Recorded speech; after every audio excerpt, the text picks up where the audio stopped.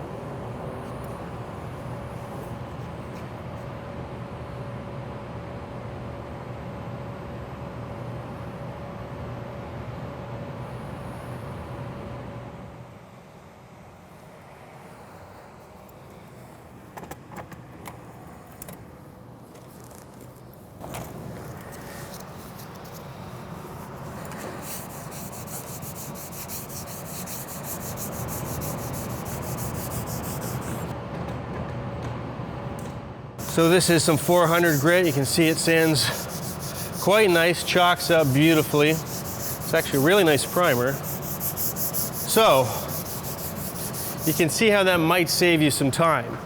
It's a pretty cool product, cutting edge, and I thought you guys should see it. So there it is.